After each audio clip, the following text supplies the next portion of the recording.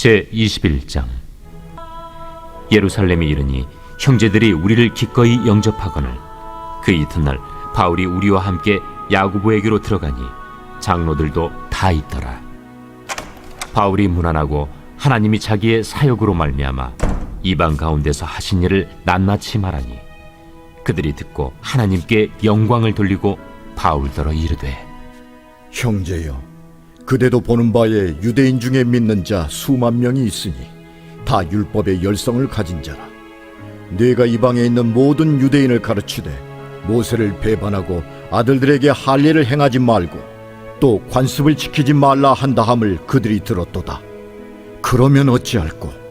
그들이 필연 그대가 온 곳을 들으리니 우리가 말하는 이대로 하라. 서원한 네 사람이 우리에게 있으니 그들을 데리고 함께 결례를 행하고 그들을 위하여 비용을 내어 머리를 깎게 하라. 그러면 모든 사람이 그대에 대하여 들은 것이 사실이 아니고 그대도 율법을 지켜 행하는 줄로 알 것이라. 주를 믿는 이방인에게는 우리가 우상의 제물과 피와 목매어 죽인 것과 음행을 피할 것을 결의하고 편지하였느니라. 바울이 이 사람들을 데리고 이튿날 그들과 함께 결례를 행하고 성전에 들어가서 각 사람을 위하여 제사 드릴 때까지의 결례 기간이 만기된 것을 신고하니라. 그 이래가 거의 참에 아시아로부터 온 유대인들이 성전에서 바울을 보고 모든 무리를 충동하여 그를 붙들고 외치되, 이스라엘 사람들아, 도우라! 이 사람은 각처에서 우리 백성과 율법과 이곳을 비방하여 모든 사람을 가르치는 그 자인데 또 헬라인을 데리고 성전에 들어가서 이 거룩한 곳을 더럽혔다! 이는 그들이 전에 에베소 사람 드로비모가 바울과 함께 시내에 있음을 보고 바울이 그를 성전에 데리고 들어간 줄로 생각함이로라. 온 성이 소동하여 백성이 달려와 모여 바울을 잡아 성전 밖으로 끌고 나가니 문들이 곧 닫히더라. 그들이 그를 죽이려 할 때에 온 예루살렘이 요란하다는 소문이 군대의 천부장에게 들리매 그가 급히 군인들과 백부장들을 거느리고 달려 내려가니 그들이 천부장과 군인들을 보고 바울 치기를 그치는지라.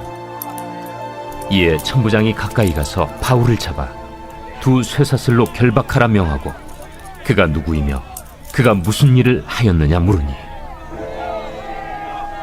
무리 가운데서 어떤 이는 이런 말로 어떤 이는 저런 말로 소리치거늘 천부장이 소동으로 말미암아 진상을 알 수 없어 그를 영내로 데려가라 명하니라. 바울이 층대에 이를 때에 무리의 폭행으로 말미암아 군사들에게 들려가니 이는 백성의 무리가 그를 없이하고자 외치며 따라가미러라. 우리가 살아가다 보면 불편한 사람들이 있습니다. 제가 설교를 준비하면서 우리나라에서 그 불편한 사람들에 대한 속담이 뭐가 있을까라고 곰곰이 생각하던 중에 예전에 그 한컴 타자 연습, 그러니까 손가락으로 이게 컴퓨터 타자 연습하는 프로그램이 있었는데요. 그 프로그램에서 있었던 속담이 생각이 나더라고요. 그 속담이 뭐냐면 며느리가 미우면 손이 소뚜껑 같다고 한다 라는 얘기가 있습니다. 그러니까 싫으면은요 그냥 싫은 거예요. 그러니까 며느리 손이 아유 소뚜껑 같다, 그 아무리 이쁜 손이라도요 소뚜껑 같다라고 생각합니다. 또 어떤 속담이 있냐 보니까 주로 이 불편한 사람의 속담은 시어머니하고 며느리 관계가 이렇게 왜 많은지 모르겠어요. 흉이 없으면 며느리 다리가 희다고 한다 라는 말도 있습니다. 아니 며느리 흉 좀 잡아야겠는데 흉 잡을 게 없으면 아유 다리가 왜 이렇게 하얘 라는 것도 흉이 된다라는 거죠. 그게 사람의 마음인 것 같아요. 제가 이스라엘에 있을 때 이스라엘 있다 보니까 이제 아는 사람들이 이제 이스라엘 찾아오시는 경우나 성지순례 오시는 경우들이 있지 않습니까? 그런데 저희 교회, 본교회 감독님께서 오시게 된 거예요. 그래서 지방에서 오시면서 감독님이 함께 오셨는데, 감독님 오셨는데 또 저희 예루살렘에서 묵으시는데 모른 척 할 수는 없지 않습니까? 그래서 저희 감독님과 사모님 그리고 그 교회 목사님들, 저희 교회 목사님들을 저희 집에 저녁 식사를 초대를 했습니다. 이스라엘 있으니까 외국 음식 잘 맞지 않으면 식사하기가 힘드셨을 거 아니에요. 그러니까 집에서 간단하게라도 식사 초대를 하면 얼마나 좋아하시겠어요. 이게 며칠 만에 먹어보는 김치고 이런 거겠습니까? 그래서 초대를 했어요. 초대를 했는데 이스라엘에서 특별히 싼 게 고기류들이 참 쌉니다. 그래서 제가 지난번에도 한번 설교 시간에 말씀드렸는데 등심 같은 게 1kg에 한 10,000원 정도 한다 그랬잖아요. 그래서 한국에서는 드셔보기 힘든 속꼬리를 준비했어요. 여러분들 한국에서 속꼬리는 비싸서 꼬리 곰탕으로 들으시지만 이스라엘은 속꼬리가 참 싸요. 저희 있을 때만 해도 나중에 이제 한국 사람들이 속꼬리를 먹는구나 해서 돈 주고 팔았지, 그전에는 뭐 고기 사면은 덤으로 주는 게 사고라고 꼬리였어요. 그래서 속꼬리를 갖다가 이 엉덩이부터 끝까지 해서 이만한 길이를 하나 사가지고 꼬리찜을 해서 이제 준비를 해서 드린 거예요. 그런데 꼬리찜은 다 준비가 됐는데 하나 준비가 안 된 게 있었어요. 그게 뭐냐면 아내가 밥솥에 스위치를 누르지 않았어요. 그래가지고 배가 고파서 죽겠는데 지금 다들 와서 딱 식탁에 앉아서 꼬리까지 지금 막 김이 모락모락 올라가고 있는데 정작 밥이 없는 거죠. 이게 얼마나 큰 결례입니까? 그런데도요, 감독님부터 시작해서 모든 목사님들이 기쁜 마음으로 아우 괜찮노라고 하면서 꼬리찜을 먼저 드시기 시작하시면서 밥 나오기를 이제 기다려 주신 거죠. 한 30분을. 너무 미안하더라고요. 그게 큰 결례잖아요. 그런데도 그 시간이 얼마나 행복하고 즐거웠는지 모릅니다. 똑같은 상황, 똑같은 사람을 만나도요, 사람의 마음은 내가 어떤 마음을 가지고 있느냐에 따라서 대하는 게 완전히 다릅니다. 그래서 어떤 사람은 그냥 그 존재만으로도 감사하고 아름답게 생각하는데, 어떤 사람들은 그 손만 봐도 소뚜껑 같다라고 얘기를 하고요. 어떤 사람은 야 그래 신혼 때 그 새댁이 이 저녁 식사 준비하기까지, 그것도 이 어른들 목사님 준비하는 게 얼마나 긴장되고 힘들었을까 이해해 주면서 밥되기를 기다릴 수 있는 사람도 있는가 하면, 어떤 사람은 뭐 거기서는 그런 사람 없겠지만 어떤 사람들은 아니 뭐 이런 것도 제대로 준비 안 하고 우리를 불러서 하는 사람도 있을 수도 있을 겁니다. 모든 것이 우리가 어떤 상황을 대하는 태도의 문제인 것 같아요. 오늘 성경에도 사람을 대하는 두 가지의 다른 태도가 있습니다. 특별히 불편한 사람을 대한 두 가지의 태도가 있었어요. 첫 번째는 유대 교인들입니다. 유대 교인들의 입장에서 바울은 정말 불편한 사람이었어요. 왜냐하면 바울은 얼마 전까지 유대교에서 우리와 함께 율법을 엄격하게 준수하던 사람인데, 쉽게 말해서 예수님 때문에 유대교의 변절자가 되어버린 사람이었습니다. 예루살렘에서 바울 모르는 사람은 없었어요. 그런데 이 변절자와 같은 바울이 지금 예루살렘에 도착한 겁니다. 또 이 바울은요, 이방인들에게 하나님의 말씀도 전하고 또 더불어서 예수 그리스도의 복음을 전한다고 하니, 또 유대교인의 입장에서는 더 기분이 나쁜 데다가 이방인에게 복음을 전하는 과정에서 율법을 거스른다라는 소문이 이미 유대인 사회에서 파다했습니다. 그런데 이거는요, 바울이 그럴 수밖에 없어요. 유대인들이 지키는 유대인들의 정결법에서 반드시 하면 안 되는 행동이 있는데, 그게 뭐냐면 이방인들과 함께 식사하는 겁니다. 이방인들은 부정하다고 생각하고 나는 정결하고 내가 차려놓은 이 식탁도 정결한 식탁인데, 이곳에 이방 사람을 앉혀서 함께 식사하는 순간 음식도 부정해지고 그와 함께 식사하는 나도 부정해진다라고 유대인들은 생각하고 있습니다. 그래서 아주 보수적인 유대교인 가정에서 함께 식사하는 것은 이건 뭐 거의 불가능하다라고 생각하시면 될 것 같아요. 그런데 이 바울이 그리스도 예수의 복음을 전하면서 이방인들의 사역자로 지금 부름을 받아서 그들에게 나갔는데, 예루살렘에 있는 유대인들이야, 예루살렘은 대부분이 유대인이고 소수의 이방인이 있지만, 바울이 가는 곳은요 대부분이 다 이방인이고 소수의 유대인이 있는 곳이에요. 그리고 복음도 이 소수의 유대인이 다수의 지금 이방인에게 전하고 있는데, 그 이방인과 우리가 서로 복음을 전하면서 또 예수 그리스도의 사랑을 전하면서 초대교회 공동체에서 제일 중요한 게 뭐였냐? 바로 성찬과 애찬이었습니다. 함께 식사하는 게 정말 중요한 거였어요. 근데 이방인이 왔다고 식사를 안 하겠습니까? 그럴 수는 없잖아요.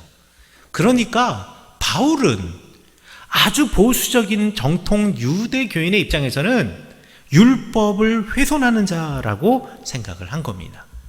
그러니까 바울이 예루살렘에 왔을 때 트집을 잡는 거예요. 그런데 이 트집을 잡는 것도 참 치사합니다. 에베소 사람 드로비모라는 사람과 함께 지금 바울이 이곳 예루살렘으로 왔는데, 분명히 시장에서 이 드로비모와 바울이 함께 있는 걸 봤거든요. 그런데 그 바울이 지금 성전에 있는 거예요. 예배를 드리기 위해서. 그리고 더 정확하게 말해서 자기가 정결례가 끝나고 난 다음에, 이제 정결례가 끝나고 난 다음 일주일 뒤에 제사를 드리기 위해서 지금 제사를 드리기 위한 안뜰에 와 있는 거예요. 유대인들이 생각한 거죠. 분명히 내가 저 시내에서 드로비모와 함께, 에베소 사람과 함께 있는 걸 봤는데, 여기서 이제 시내라는 말이 뭐 예를 들어서 예루살렘 성전은 여기 있고 시내는 저기 있고 이런 게 아니라요, 예루살렘 성전의 벽 딱 넘어가면 거기가 이스라엘, 특별히 예루살렘의 시장이면서 이스라엘의 금융의 중심지여서 엄청나게 많은 사람들이 오가는 시내였습니다. 그러니까 성전 담 바깥에서 내가 에베소 사람 드로비모와 그 다음에 바울이 함께 있는 거 봤는데, 지금 바울이 함께 예루살렘 성전에 들어와 있다라는 것을, 예루살렘 성전에 바울이 있다라는 것을 보고 바울에게 트집을 잡는 겁니다. 자, 예루살렘 성전이 이렇게 생겼는데, 예루살렘 성전에 넓은 마당이 있어요. 넓은 마당 한가운데 이제 담이 있거든요. 이렇게 벽이 있는데, 이 벽을 기준으로 안뜰과 바깥뜰이 구분이 됩니다. 그러니까 아주 넓은 바깥쪽 가장자리는 바깥뜰이라고 부르고, 저 담 안쪽에 있는 땅을 갖다가 안뜰이라고 부르는데, 이 안뜰에는 이스라엘 사람만 들어갈 수가 있어요. 유대인만 들어갈 수가 있는 겁니다. 유대교인만 들어갈 수가 있는 거예요. 그래서 거기는 제사를 드리고 예배를 드리는 장소예요. 근데 저 바깥뜰은 이방인들도 들어올 수 있었습니다. 그래서 저 바깥뜰의 다른 이름이 이방인의 뜰이기도 합니다. 저 바깥뜰은요, 이 성전, 예루살렘 성전을 구경하러 온 많은 이방인들이 저곳에 와 있을 수가 있는 거예요. 자, 그런데 지금 바울이 저 안뜰에 있는 거거든요. 근데 저 안뜰과 바깥뜰을 나누는 이 담장에는 경계석 주변에 들어가는 입구 옆에 이 돌판이 하나 박혀 있었습니다. 저 돌판이 지금 제가 그림을 그려놓은 저 돌판입니다. 저 돌판에 깨져서 지금 고고학자들이 발굴한 그 돌판의 한 부분, 그 부분을 복원하면 저런 모양의 돌판이 되는데, 내용이 뭐냐면 이방인들은, 어떤 이방인들도 들어올 수 없다. 만약에 이방인이 이곳 안에, 그러니까 안뜰로 들어오게 되면 이방인들은 스스로 자신이 초래할 죽음에 대해서 책임져야 한다. 이게 뭐냐면 이방인 들어오면 다 죽이겠다라는 뜻이에요. 그래서 심지어는 황제의 명령에 따라서 로마 군인도 심지어는 저 안뜰에 들어갈 수가 없었습니다. 그런데 지금 바울이 저 안뜰에 들어와서 정결 기간이 다 끝나고 이제 예배를 드리고 제사를 드리는데, 바울이 있는 그 모습 자체만 봐도 드로비모, 그러니까 에베소에서 온 이방인도 여기 어딘가에 있겠지라고 생각을 하고 바울을 고소해서 바울을 오늘 성경 말씀에 보면 그 성 바깥으로 끌고 나가서, 성전 바깥으로 나가면 이제 곧바로 성 바깥이 되거든요. 성 바깥으로 끌고 나가서 이 바울을 돌로 치는 겁니다. 아니, 왜 이런 일이 생겼을까요? 싫으니까. 뭐 이유가 있겠습니까? 바울이 싫으니까 그런 거예요. 싫다는 데는 뭐 어떻게 방법이 없습니다. 그냥 싫다고 하는 데는요, 이걸 회복할 수 있는 어떤 방법이 없어요. 뭐 예를 들어서 뭐뭐 때문에 뭐뭐 해서 이 문제가 해결되면, 모든 문제가 해결되면 상관이 없어요, 이러면 모르겠지만 그게 아니라 그냥 감정적으로 이 바울이라는 사람이 불편한 겁니다. 우리의 변절자이고 율법을 거스르는 자이고 그냥 그 자체가 불편한 것이요. 그런데 과연 유대교인들에게만 바울이 불편했을까요? 아닙니다. 오늘 성경 말씀에 보면 기독교인들, 예루살렘에 살고 있는 기독교인들에게도 바울은 불편한 존재였습니다. 오늘 17절에서 26절 사이에 구체적으로 이 이야기가 나오는데요, 유대교인들처럼 기독교인들도 정결법을 엄격하게 지켰습니다. 왜냐하면 예루살렘에 있는 초대교회 교인들은 전부 다 원래는 유대교인이었는데, 그런데 그 가운데서 예수 그리스도의 복음을 알고 기독교인이 된 사람들이기 때문에 이 사람들은 기본적으로 유대교의 전통을 그대로 다 지켰습니다. 안식일이 되면 성전에 가서 예배드렸고요, 회당에서 예배드리고, 또 주일날 저녁이 되면 기독교인들은 또 따로 함께 모여서 공동체 식사를 하면서 그리스도 예수님의 말씀 그리고 복음을 들었던 사람들이 기독교인들이에요.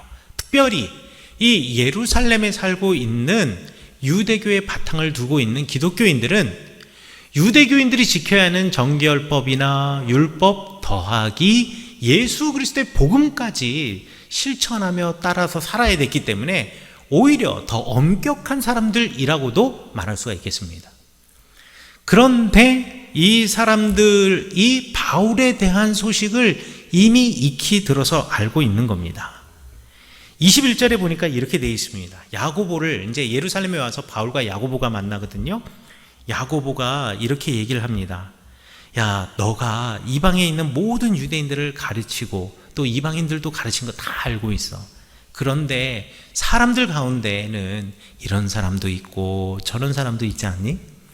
그런데 어떤 사람들 가운데는 너를 싫어하는 사람도 있어. 근데 그 사람들이 말을 퍼뜨리기 시작했거든. 그게 뭐냐면 너가 모세를 배반하고 아들들에게 할례, 그러니까 그 자녀들에게 할례를 행하지 말고 또 관습을 지키지 말라 그랬다라고 하는 거야. 근데 나는 알지, 네가 절대 그런 사람이 아니라는 거를. 우리 유대인들은 이 관습을 지키지만 이방인들은 그 관습을 지킬 수가 없기 때문에, 유대교인들과 똑같은 전통을 지킬 수 있는 여건이 되지 않기 때문에 어떻게든 그들을 살리기 위해서 우리가 지난번에 결정한 것과 같이, 예루살렘에서 결정한 것과 같이 사도행전 15장에 나와 있죠.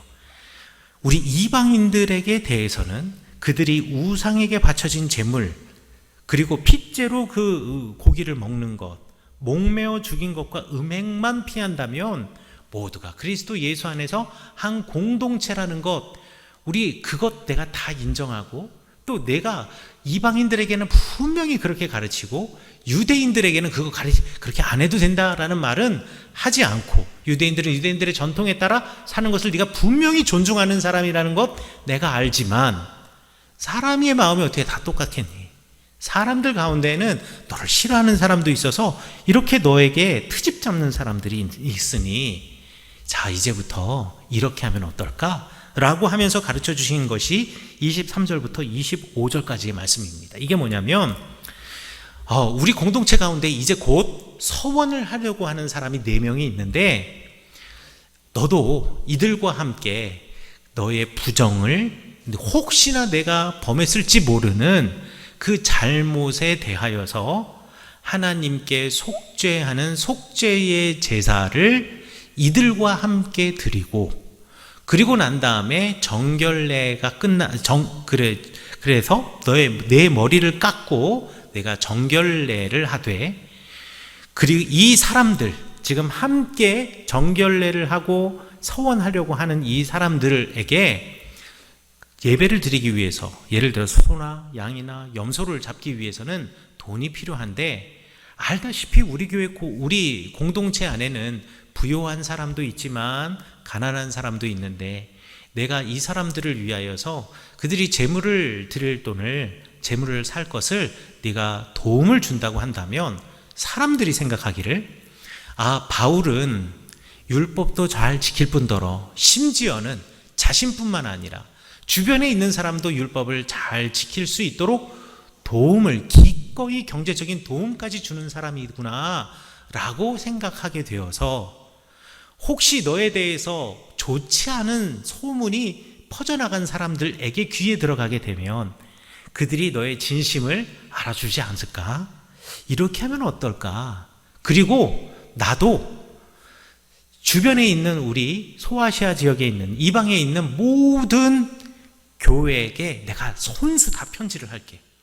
네가 비록 이곳 예루살렘에 와서 그 모든 것을 했지만, 그렇다고 해서 이렇게 율법을 다 엄격하게 지켜야지만 구원을 얻는 것이 아니라, 우리가 지난번 우리 사도행전 15장에서 예루살렘에서 온 기독교인의 지도자들이 다 모여서 그때 기도하면서 주님의 말씀 듣고 결의한 것 같이, 이방인들은 그저 우상의 제물과 피와 목매어 죽인 것과 음행만 피하게 되고 피한다면 그들이 온전한 주님의 자녀로 구원을 얻을 수 있다는 것 다시 한번 확증할 수 있도록 내가 그들을 그렇게 권면하도록 내가 편지를 써줄게 라고 이야기를 해줍니다.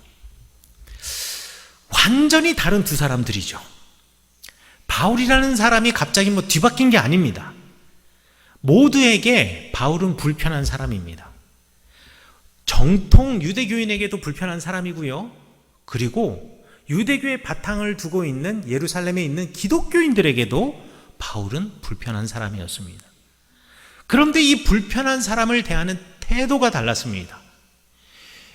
유대인들은 그 바울을 어찌되었던 그 율법이라는 칼로 난도질을 하고 평가하려고 하는 사람이었다고 한다면, 예루살렘에 있는 기독교인들은, 특별히 야고보와 그 주변에 예수님을 따르는 이들은, 비록 바울이 율법을 온전하게 지키지 못했을 수는 있지만 그 중심이 무엇인가를 알고 오히려 예수 그리스도의 복음으로 바울을 품고, 또 이것은 바울만 품는 것이 아니라 함께 신앙생활을 하던 공동체를 위한 배려, 그리고 바울을 위한 배려까지 잊지 않고 함께 품을 수 있는 마음을 가지고 있었던 사람이 바로 야고보와 예루살렘에 있는 기독교인들이었습니다.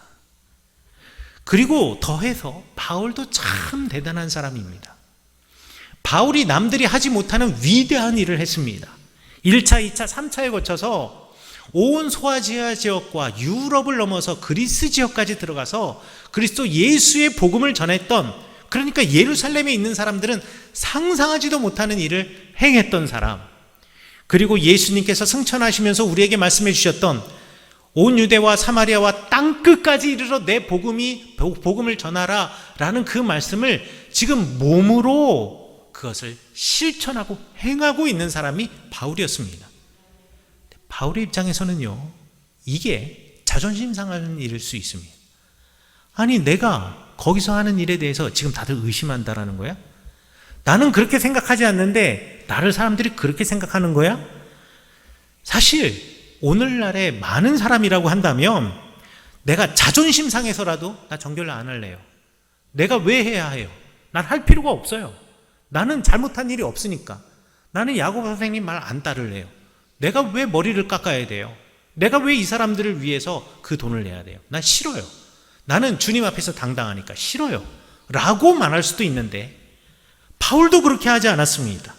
왜냐하면 그것이 덕이 된다면 언제라도 내가 낮은 자리에 가는 것이 두렵지 않고, 언제라도 그것이 덕이 되고 공동체를 세울 수 있다면 내가 낮아지고 내가 사람들로부터 어떠한 평가를 받더라도 주님만 높아지시면 되는 거니까.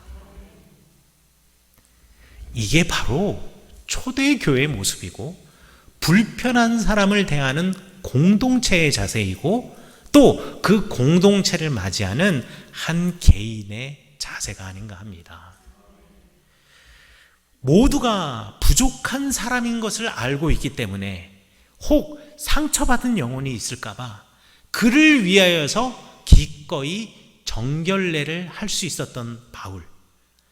상처받는 사람이 있을까봐, 그리고 이 사람의 진심이 호도될까봐 그에게 좋은 방법, 어찌되었든 함께 할 수 있는 은혜로운 방법을 제시할 수 있었던 야고보와 예루살렘 교회의 교인들.